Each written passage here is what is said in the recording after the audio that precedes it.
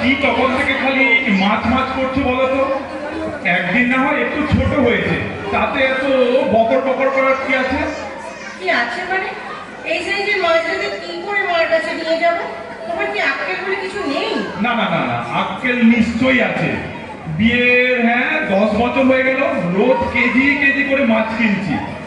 এই পর্যন্ত বোধ হয় 3 লাখ টাকার মাছ খাওয়া হয়ে গেল, তাতেও তোমাদের আশ মেটে না। একদিন একটু সাইজে ছোট হয়েছে, তাই নিয়ে বাঙালদের মতো ঝগড়া করছে। কি আমার ঘটি এলো রে, লুচি আর মুড়ি, মুড়ি আর লুচি। খেতে জানো কিছু? গিফটের জাসুস। শোনো শোনো, এই মেপে মেপে খেয়েছি পড়েছি বলেই না এই বাড়িটা করতে পেরেছি। আর মার সাথে দেখা করতে যাবে, কোথায় লোকে একটু মিষ্টি ফিষ্টি নিয়ে যায়, তা না, সেখানেও মাছ। যত সব। কি তুমি আদা বলো? আদা মানে জীবনে প্রথম শুনলে? না, তুমি বলেছিলে নাকি তোমার মন কোথায় থাকে শুনি? বাজার যাওয়ার সময় বই বই করে বলেছিল যে কাঁচা লঙ্কা বাদে আর সবকিছু আনো, তার মধ্যে আদাটা পড়ে না। মাছটা একবারে রান্না দেবো কি দিয়ে? আরে কি আশ্চর্য, আদা ছাড়া কি রান্না হয় না? তোমাদের ঘটিদের হয় রান্নার কিছু। সারাদিন ঘটি ঘটি করবেন না তো? হ্যাঁ করবো, একদম ঘটি ঘটি সারাদিন কাগজ দিয়ে খালি খচর খচর খচর খচর করে লিখেই যাচ্ছি। সংসারে অন্য কোনো দিকে নজর আছে? হ্যাঁ আছে আছে আছে। তোমার ওই আদার দিকে নয়, আদাটাই গাধা। কি বললে? আমি গাধা? আবার একবার বলো, কি বললে? বলো বলো বলো। বলছিলাম ইয়ে মানে তুমি আমাকে গাধা বলেছো? না বলিনি। আজই আমি মাকে গিয়ে নালিশ করবো, আমি কুরুক্ষেত্র বানাবো, তোমার প্রপিকিরি আমি বের করবো। আরে বাবা, আমি তোমাকে বলিনি তো কে আছে ঘরের মধ্যে? ঘরের মধ্যে তো আমিও একজন। বোকার মতো কথা বলেছো, তাই বলে ফেলেছি। আরে বাজার থেকে এসে একটা ছন্দে কবিতা লিখতে বসেছি, তাই ওটা স্লিপ অফ টাং হয়ে গেছে। আদা খাই গাধা। তুমি নিজে খাও না? খাই তো, নিশ্চয়ই খাই। একদিন নয়, নাই খেলাম। খাওয়া নিয়ে আমার অত মাথা ব্যথা নেই। আদা ছাড়া রান্না হয়? কপি হয়েছে। ছন্দ মেলাতে কাণ্ড জ্ঞান নেই, কাকে কি বলতে হয় জানে না, অপমা ঠেকি। তুমি একটা মেকি। আবার তুমি ছন্দ মেলাচ্ছ? আমি মেকি? মেকি কি দেখলে শুনি? তুমি একটা খুনি। আবার ছন্দ মেলাচ্ছে। আমি খুনি? আমার জীবনটা শেষ করে দিয়েছো। বাজার থেকে এসে একটা কবিতা লিখতে শুরু করেছিলাম, তুমি সেটাকেও মার্ডার করেছো। পুরো আদা জল খেয়ে লেগেছো। আবার কি খুনি ছাড়া তুমি আবার কি? তুমি খুনি। আমি তোমার জীবন শেষ করেছি? আমি তোমার কবিতাকে মার্ডার করেছি? ও মা, তোমার জামাই কবি হয়ে কি অপমানটাই করছে মা আমাকে। এ কোন ঘরে তুমি আমার বিয়ে দিলে মা? একটু আদা দিয়ে যে তোমার কাছে মাছ রেখে নিয়ে যাবো, তাও হতে দিল না। খালি হাতেই আজ যেতে হবে তোমার কাছে। ঘটির কপি হয়েছে মা, কপি। লেখাটা মাটি, এক্ষুনি হয়তো লেখাটা চাইতে আসবে। 12টা বেজে গেল।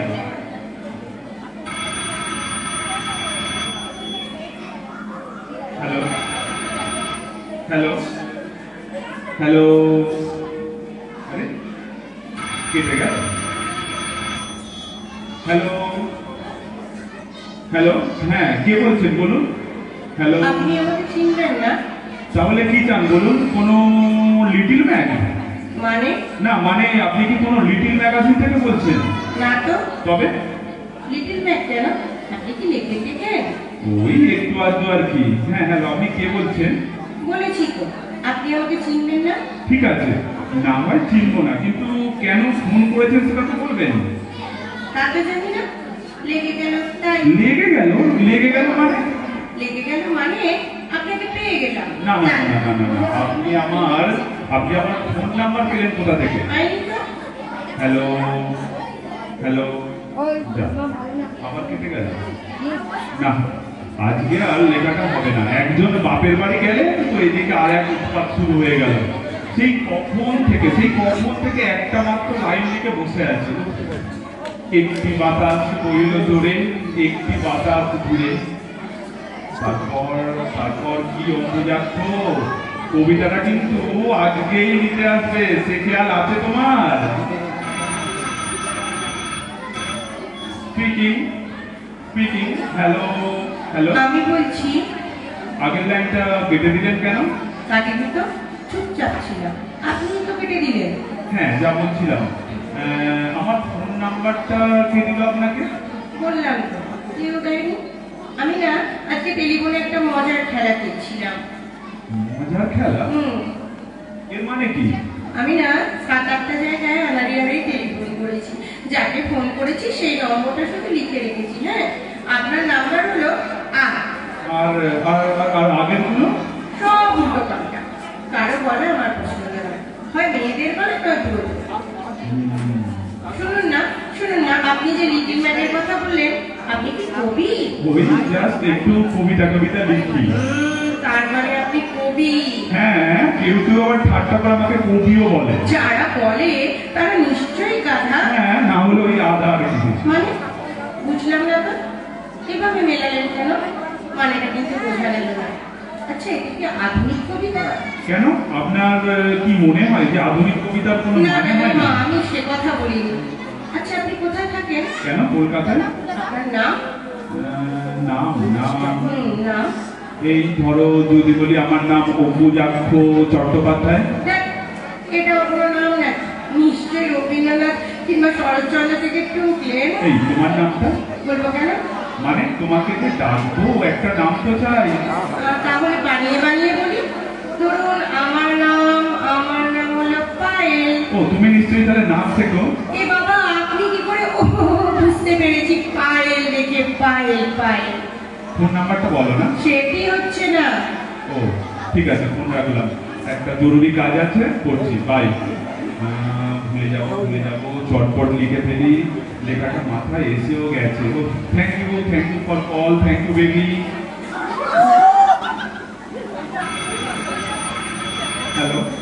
হ্যালো। ফোন প্রথমে করেছি আমি, রাখবো আমি। আপনি লাইন কাটারকে আমি কাজই জানেন না? আমি তোমার পরে এগিয়ে গেছি। কেন? না, তুমি তোমার কোনো নাম্বার বলছো না, ঠিক নাম বলছো না, তাহলে আর কথা বলে লাভ কি বলো? সবই তো আমি বলতে পারি, যদি আপনারটাকে কি বলে। কি ঠিক বলো, আমি তো সব ঠিকই বলে দিয়েছি। নামটা তো আর ঠিক নাম বলেননি। আমি ঠিক নামই বলেছি। আপনি কি করেন? ব্যবসা না চাকরি, নাকি ভবঘুরে কবি? আরে, চাকরি প্লাস কবি। আপনার বাড়িতে কে আছে? বাড়িতে ওই যাদের থাকার কথা সবাই আছে। যেমন ওই কে থাকে বলো। বলুন না, আপনি বলুন কে থাকে। আরে, তুমি বলো না কে থাকে। ও, তোমার যদি মনে হলো আমি বিবাহিত। না, আপনার গলা শুনে মনে হচ্ছে আপনি সবে চাকরিতে ঢুকেছেন, কিন্তু বিয়ে এখনো করেনি। মেয়ে দেখছেন আর মিষ্টি খেয়ে বেড়াচ্ছে, আর কবিতা লিখছেন। বিয়ে করলে তো আর কবিতা লিখতে পারতেন না। কেন এই আবার কি? বিয়ে হলে কবি হওয়া যায় না? কে তোমাকে বললো এটা? না, দেখো তুমি দেখো, সুনীল গঙ্গোপাধ্যায়, শক্তি চট্টোপাধ্যায়, শ্রীজাত, হ্যাঁ, এরা কিন্তু প্রত্যেকেই প্রতিষ্ঠিত কবি। আরে বাবা, বিয়ে না করলে না কবিতা ফুল ফোটে না। বিয়ে না করলে না। আরে, আমি যার কাছে বাংলা করি না, সেই স্যারও তো কবিতা লিখে জানেন। স্যারের বউরা খালি মারতে বাকি রাখে, রোজ ঝগড়া। কি বলে জানেন তো? বলে সংসারের কেতায় আছে। তুমি কি পড়ো? কলেজে বাংলা। বাড়িতে কেউ নেই না, সবাই তো বিয়ে বাড়ি গেছে। আমার তো কাল পরীক্ষা, প্রচুর পড়া জানেন তো। পড়তে না আমি তো একদম শেষ। পড়া বাদে তুমি এইসব করছো? এসব কি? আমি তো জাস্ট একটু রিল্যাক্স করছি। রিল্যাক্স করছো? ঠিক সামনে তোমার পরীক্ষা, তুমি এভাবে সময় নষ্ট করছো। না, আমি রাখছি। Thank you for the call. লেখাটা আরো কাছে এসে গেছে। আপনি তো আচ্ছা করে না, লাইনটা কেটে দিলেন কেন? মানে তোমার তো আজ বাদে কাল পরীক্ষা, তাই আর কি। তাতে আপনার, তাহলে টেলিফোনে আপনি কেটে দেবেন? আপনি কি আমার ডাকছেন? বললাম না আমি একটু রিল্যাক্স করছি। একটু সুযোগ পেয়েছেন তো অমনি খবরদারি করতে শুরু করে দিলেন। জানেন তো, শুধু এই জন্যই আমি ছেলেদের দেখতে পারি। আচ্ছা, শান্ত হও। কি বাড়াবাড়ি?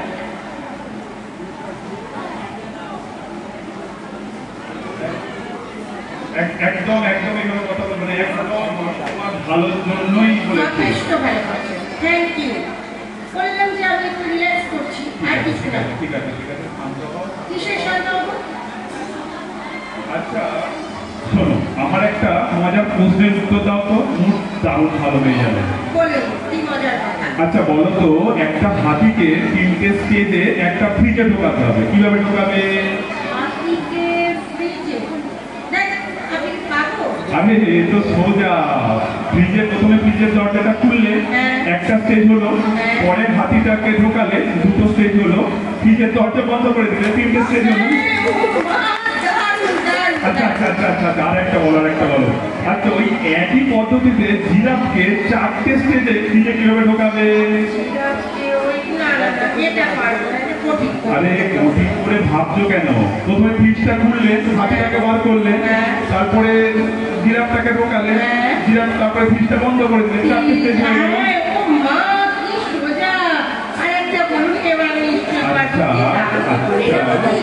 আচ্ছা ধরো বাঘের বিয়ে, সব জন্তু জানোয়ারদের নেমন্তন্ন করা হয়েছে, কিন্তু একজন আসতে পারলো না, সেটাকে আরে একদম সহজ, সেটা জিরাফ, সে তো এখনো ফ্রিজের মধ্যে। না অনেক হয়েছে। আচ্ছা ঠিক আছে, এটা লাস্ট। কিন্তু বিয়েতে যাচ্ছিল হাতি মোটর সাইকেলে, পিছনে পিঁপড়ে একটা গাছকে ধাক্কা মারলো, হাতি হসপিটালাইজ। পিঁপড়ের কিন্তু কিছু হয়নি, তবুও পিঁপড়েকে হাতির পাশে শোয়ানো হলো কেন? আরে পিঁপড়ে হাতিকে ব্লাড দিচ্ছিল তাই। আরে পড়তে হয় নইলে পিছিয়ে পড়তে হয়। আরে স্বপ্নময় চক্রবর্তী একটা লেখা থেকে পেয়েছি। কত পড়েন, আমার তো একটুও পড়তে ভালো লাগে না জানেন, আমি খালি টিভি দেখি। সে কি, তুমি টিভি দেখো? তোমার বাবা বকেন না? বাবা বকবেন কি? বাবাও তো দেখেন, বাবা মা এমনকি ঠাকুমাকে কেউ ডাকতে এলে আগে বলতাম ঠাকুমা পুজোয় বসেছে, এখন বলি ঠাকুমা মেয়েটায় বসেছে, মেয়েটা সিরিয়াল। দারুণ বলেছো। এই তোমার টেলিফোন নাম্বারটা একটু দাও তো। কেন বলেন তো? এই তুমি আমার নম্বরটা জানলে চাই? আরে বাবা, আমি তো রিল্যাক্স করছি, কিন্তু আপনি কেন নেবেন? না আমারও তো মাঝে রিল্যাক্স করতে ইচ্ছে করে না। কেন, আপনার কি সামনে পরীক্ষা? না সামনে পরীক্ষা নয়, তবে পরীক্ষা চলছে, 10 বছর ধরে পরীক্ষা চলছে। আপনার পরীক্ষা চলছে? কিসের পরীক্ষা? এই ওই একটা হয় না, চাকরির পরে একটা আসল পরীক্ষা হয়, আসলে বুঝলে সেই পরীক্ষাই চলছে। এই জানো তো আমার টিচার আছে। কিন্তু রোজ পড়ান?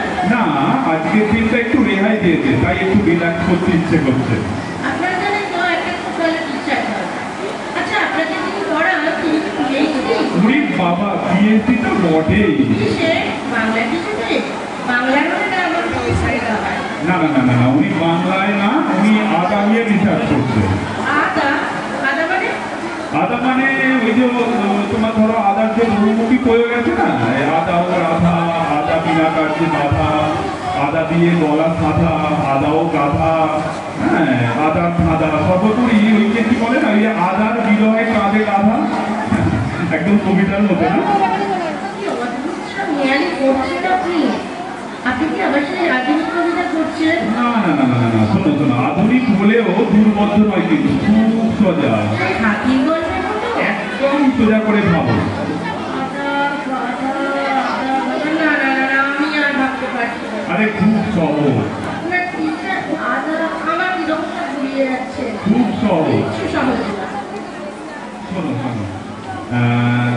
আমার একটা কথা ভালো বলছেন, আদা দিয়ে কি হয়? রান্না তো। তাহলে কি? তোমাদের বাড়িতে রান্না কে করে? মা। তিনি তোমার বাবার কে হন? হ্যালো ছেড়ে দিল। যাক বাবা, ভালো হয়েছে, বাকিটুকু শেষ করি। Thank you for the call. কি ব্যাপার, তুমি ওই রকম ভাবে ফোনটা কেটে দিলে কেন? আপনি বিবাহিত? তাতে কি? না কিছু না। হ্যালো কিছু বলছো না যে? হ্যালো, আপনি মিথ্যে কথা বললেন কেন? মিথ্যে কথা? আমি তো কিছু মিথ্যে কথা বলিনি।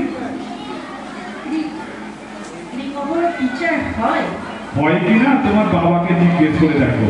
বিয়ের পরে সব স্ত্রী টিচার হয়ে যায়, তুমিও তো দেখবে টিচার হয়ে গেছো।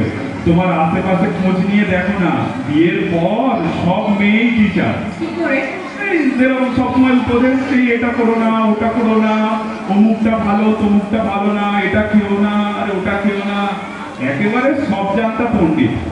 অথচ তুমি খোঁজ নিয়ে দেখো, লেখাপড়ায় ভালো ছিল না বলে বাবা মা তাড়াতাড়ি বিয়ে দিয়ে দিয়েছে। উফ, ঘেন্না ধরে গেল আমার। কিন্তু আদা না দিলে রান্নায় যে ভালো স্বাদ হয় না, সেটাও তো সত্যি। ঠিক বলেছো, দারুণ বলেছো। তোমার আমি চাউমিন খাওয়াবো। যাচ্ছে, চাউমিন খাওয়াবে। কে আপনার কাছে চাউমিন থেকে শুনেছে শুনি? খুব বাজে বাজে কথা বলে না। আপনি না লোক ভালো না, একটুও ভালো না। ঠিক না? কি হলো তোমার, কাঁদছো? তুমি কাঁদছো কেন? মাঝে মাঝে ফোন করলে বিরক্ত হবেন না তো? না না না না, তা কেন? হ্যালো আপনি হ্যালো হ্যালো পায়েল। আপনি আমাকে পায়েল বলে ডাকলেন? হ্যাঁ, ওই নামটাই তো আমার পছন্দ। আচ্ছা, আপনার তো অনেক বয়স হয়েছে, তাই না? হ্যাঁ, তা হয়েছে। আমার বাবার মতো কি? তোমার বাবার মতো না হলেও তোমার কাকার মতো তো নিশ্চয়ই। আচ্ছা, আপনাকে যদি আমি কবি বলে ডাকি? জানো, খুব খুব ভালো হয়। এইটা রোজের কপি শুনে শুনে না একবারে ঘেন্না ধরে গেছে। তাহলে না আপনার কাছে আমার একটা আবদার আছে। হ্যাঁ, বলো। মাঝে মাঝে আমার পড়ার ফাঁকে আপনার কবিতা শুনবো আর রিল্যাক্স করবো, কেমন? বেশ, তাই হবে। কিন্তু তোমার ফোন নাম্বার, ঠিকানা? কি হবে ওসব দিয়ে? তার চেয়ে এই তো ভালো, আমি পায়েল আর আপনি আমার কবি। আপনি হবেন আমার খোলা আকাশের ঝোড়ো বাতাস, শুধু relax relax and only relax. ঠিক বলেছো। জানো, সবার জীবনেই না একটা জানালার দরকার। তুমি হবে সেই জানালা, যার মধ্যে দিয়ে আসা এক ঝলক টাটকা বাতাস। কিন্তু আজ যে আমার একটু কিছু শুনতে ইচ্ছা করছে। আজকে একটা কবিতা না শুনলে যে আমার পড়াশোনার মনোই আসবে না। আপনি চুপ করে থাকবেন না, একটা কবিতা শোনান, একটা প্লিজ। তোমায় বকবো, তোমায় ভীষণ বকবো হারালে। দুপুরের ঝরা পাতাগুলো কোমলতা হারালে। তোমায় বকবো, ভীষণ বকবো হারালে। যখন যা চাই তখনই তা চাই, তা যদি না হয় তাহলে বাঁচাই মিথ্যে। আমার সকল আশায় নিয়মের যদি নিয়ম শাসায়, দগ্ধ হওয়ার কৃপণ আঙুলে। তাই শুদ্ধ জীবনের প্রতি বিশ্বাস নেই, সেই জীবনেই ছাই। মেঘের কোলে হলো কমল দুপুর, সূর্যামুখ বাড়ালে। তোমায় বকবো, ভীষণ বকবো আড়ালে। নমস্কার। নমস্কার।